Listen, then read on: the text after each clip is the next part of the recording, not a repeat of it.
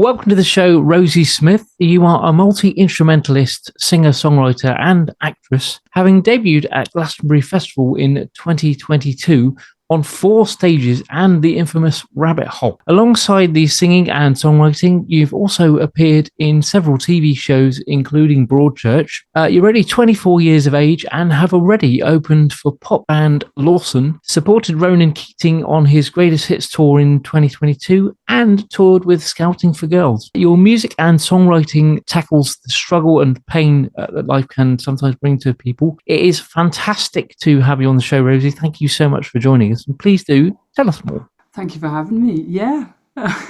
Write lots of songs. I think it's important. I wrote a song when I was at school when I was about 14. I was going through bits of bullying and stuff like that, and I thought you can always sort of sit in this victimized pain or whatever, or you can use that and switch it around and actually create a positive change. So I wrote a song called For Once in Your Life, which I've actually never released, but I do play it often live. And it sort of works for all age groups, whether you've got someone in the office that isn't being too nice, or you've got, I don't know, your fellow firefighter who isn't being a team player. But it's just to say, you know, be nice, be kind. You know, you're not losing anything by doing it. So, yeah. Yeah. Wow. My grandmother used to say, it don't cost nothing to be nice. Exactly, yes.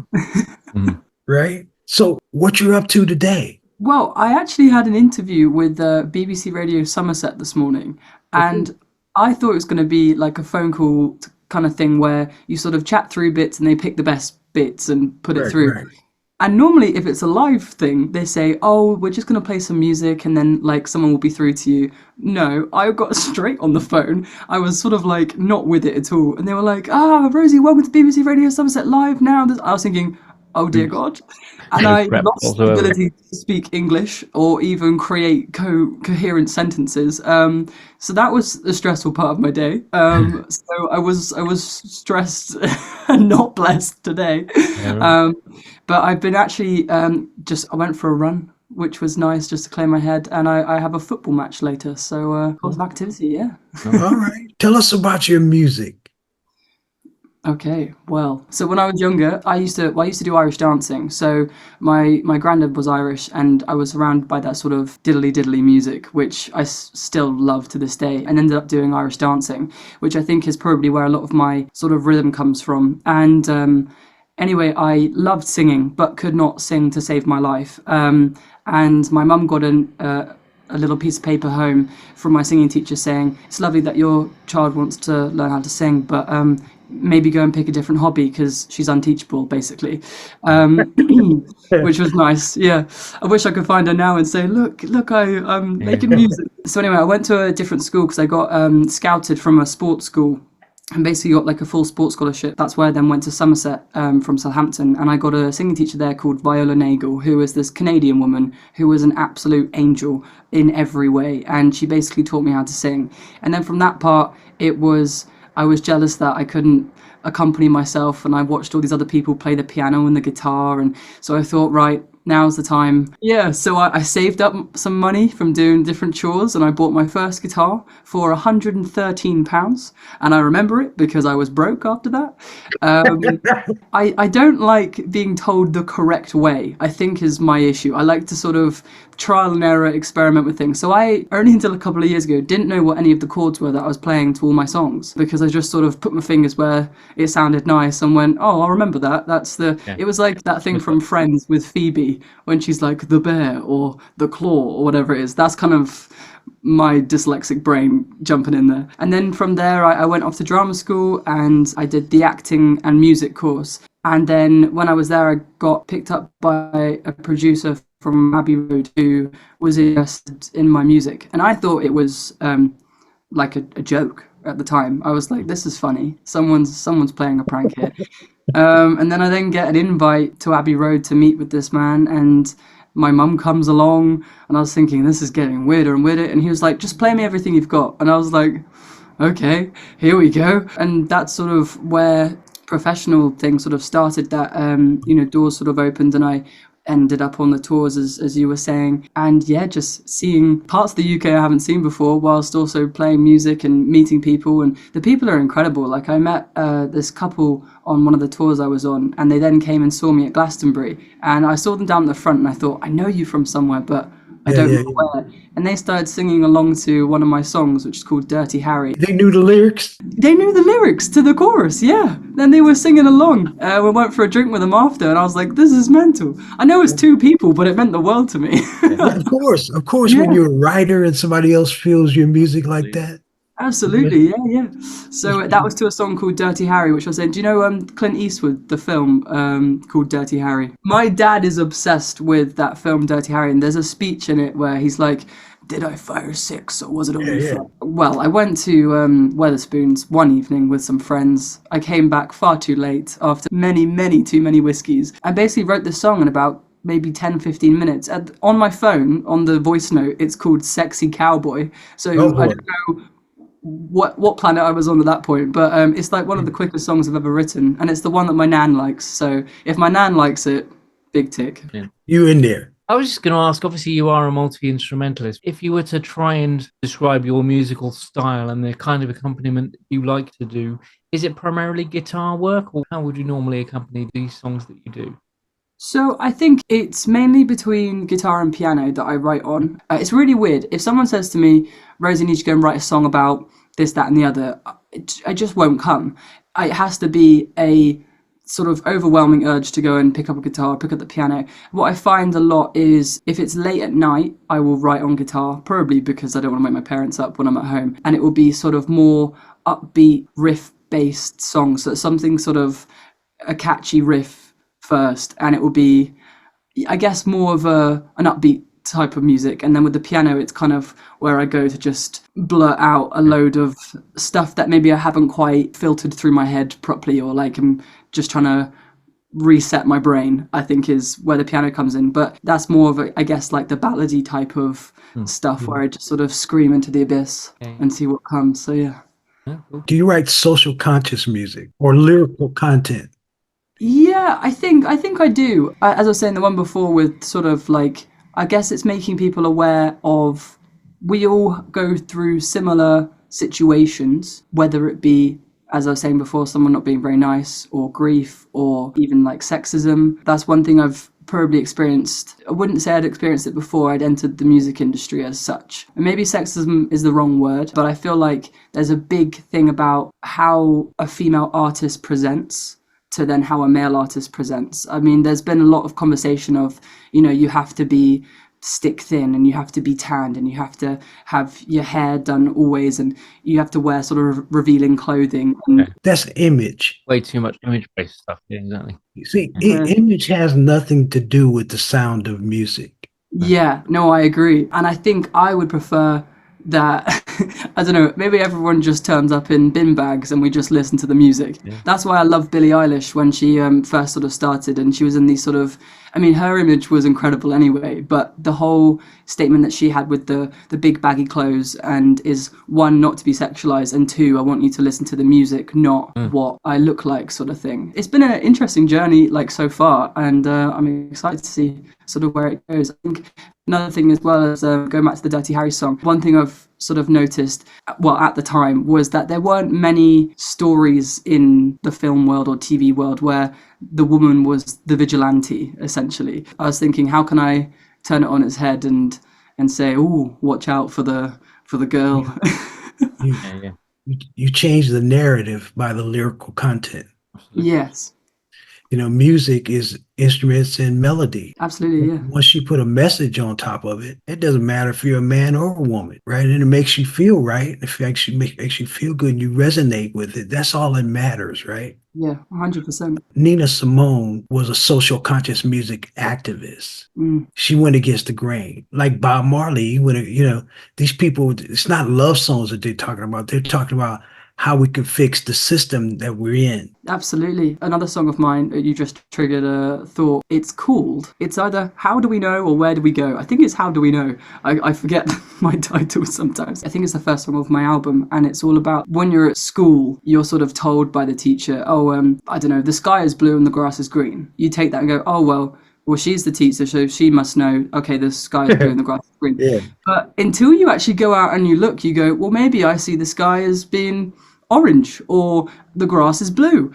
And I feel like the song of How Do We Know was basically saying, we're being told X, Y, and Z from the government or from people of power that we should, that's constantly being shoved into our faces and down our throats on different news channels and even social media things, which I sort of was trying to say, stop and think for yourself, because how do we know that they are correct, or how do we know that they've got it completely wrong, or that we're right, they're wrong, either way? So I guess it was sort of like an eco song at the same time of like, I was talking about fires and burning and all these different things. Yeah, it's just, I think, making awareness. And also you might listen to that song and go, oh, actually it's about a war, or it's about when I first met my lover, or do you know what I mean? Makes sense. You've had this kind of success with Glastonbury and things like that. Was it a case of right place, right time with those kind of things? So with the Glastonbury thing, I would say I was probably born in the wrong era, because I'm not a tech person at all.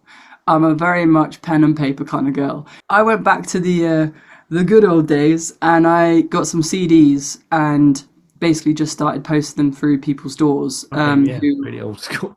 Yeah, really old school. I mean, I might as well have given them like a little cassette player as well to go with it. But I basically became a little bit of a stalker, looked up where people lived and stuff, and just started posting it through the door. This makes me sound like a nutter, but they got back to me and said that they liked my music and wanted to offer How me about some. that? Yeah. There you go. Yeah, There you go. so it was good. They didn't call the police, and I haven't been arrested, so it's great. So that was that with Glastonbury, and then with the tours, I'm not actually too sure how it came about. I think it was someone heard my music from somewhere who knew someone who knew someone who knew someone. So it was very much like, as you say, I guess it did sort of fall into place. But I'm a big believer of like everything happens for a reason, and That's right. and I guess when you think in a positive way and you feel the feelings of, you know, having something, then I think it does weirdly happen. But you also don't take that for granted in any way, shape or form either. I think it's, you just sort of take everything as it comes. I spent a lot of my time worrying constantly about, you know, all the things that haven't happened yet and all the things that have happened. And I was thinking, I'm spending all of my time living in the past and the future, and I've missed everything that's happened in the day. So it's taken me a long time to sort of get to that consensus. But it's really, I think, important to just live in the now. I love what you said. You're scared of stuff that hasn't happened yet. Yeah, I mean, it's stupid because you don't know what's going to happen. Just got to let it happen. Exactly. That's beautiful. Listen, so can we inspire you to write a beautiful social conscious song? Because You absolutely can. we need it right now. People need to hear something that's positive. Yeah. People are tired of bad news. Let's give them some good news. Exactly. I think the first thing they need to do is change the BBC News theme tune. It sounds depressing and like it sounds wrong already. I think they should start with birds chirping. That would just be nice, just to begin with, and then nice little melodic major piano melody comes in, and then you're ready for the day, rather than dum dum. No, it's about finding the right melody and the message, right? Yeah, absolutely. With some beautiful supported music underneath it, right? See, I write things for change. Yeah. You know, I'm not writing songs about myself or what I feel or anything like that or what's going on. I believe we can heal with the lyrical content. Oh yeah. And it's been proven so many times through history that social conscious music, it cuts right through. When John Lennon wrote Imagine, what he was really saying was imagine peace. Yeah. And he made more money off that song than all the love songs he ever wrote. We got to find a way to write some positive stuff because life ain't all bad. No, not at all. Not at all. I guess it's how you observe life as an individual person. I mean, I love people watching. So a lot of my songs are just saying like, you don't write from the first person. I've only ever written one song, which has actually been about my experience. But everything else has been, it might say I, but it would be about the couple that I met on the bus or different things. It's interesting people watching because you can, and even like being with other people's families as well, you sort of get an insight to that actually we're all quite similar, but we just view things differently. But I think I totally agree. Like, I mean, the stuff happening at the minute in the world is none of it's necessary at all, but it's how you can try and affect change through the creative arts and the outlets that we have, you know, at our fingertips. And it's the talented ones or even people just to come together and jam to try and create something to elicit change. But yeah, no, I totally agree with you. Do you have any social conscious music heroes? Oh, well, I mean, one's in front of me right now. There you go. Bless you, sister. It would actually be John Lennon. The Imagine song, I think it is beautiful. He's describing almost like a utopia, and you can see the colours and the imagery and everything about it, and just, I don't know, it's the subtle sort of chord changes within it as well, where you get to that sort of pre-chorus into the chorus. Oh, I don't know, it does something to me where I feel like cold air being blown all over me. But that's me on that one. But I think my dad also loves that song. Is your dad a musician? Oh, my dad. He believes that in a past life he was a lead guitarist in some sort of... In a past life. Yeah, in a past life, yeah, no. He's desperate to... He tells everyone that he's a lead guitarist and that he's incredible on the electric guitar. Unfortunately, there's no one in my family with any musical ability. They can all play like Three Blind Mice on the piano, I think. Right. Which is pretty good. But yeah, no, none of my family that musical. I had to unfortunately sit next to my mother in a church service, and I honestly thought I'd gone deaf. So I don't think I get my voice from my mum, but apparently her grandma's sisters were in some sort of like trio group or something. Okay. So it's in the blood. It's in the blood. That's all right. Well, at least we got a chance to try to encourage you, inspire you to write something that's going to heal us, right? Exactly, yeah. I think I got asked this question the other day, actually, and we were talking about if you could have any superpower, what would you want to have? And all my friends were sort of saying, oh, invisibility, flying, lasers out of my nose, or something weird. And I just said I'd love the power to heal people. But we can do that, as you're saying, with music. You can definitely make a change. And that's what it's for. Yeah. It's used for all over the world as healing. You know, you put the right music on. I've seen people come home from work and they put the right song on and it takes them away from the whole day. But listen, bless you, sister, for taking the time to come on our show today. No worries at all. Thank you. Yeah, it's really wonderful. That was fun for us. And Tom's going to get all your information so we can pass and spread the love. I'll just bundle this in with a quick other question. Yeah. Have you got any tours or anything planned where people can actually go and see what you're doing?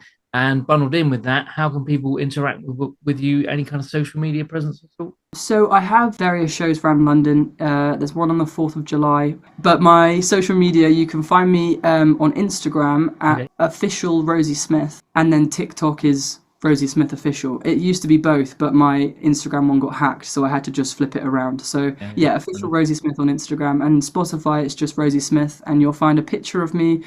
Maybe scary. It's like half a clown and then half me, but you can work out what side is the scary part, I guess. Cool. Oh, brilliant. Well, what I'll do is put the links to all that in the description of the video as well. So oh yeah, brilliant. That would be great. Bless you, Rosie. Thank you for coming on. Okay. Thank you so much. Bye, guys. Nice to meet you.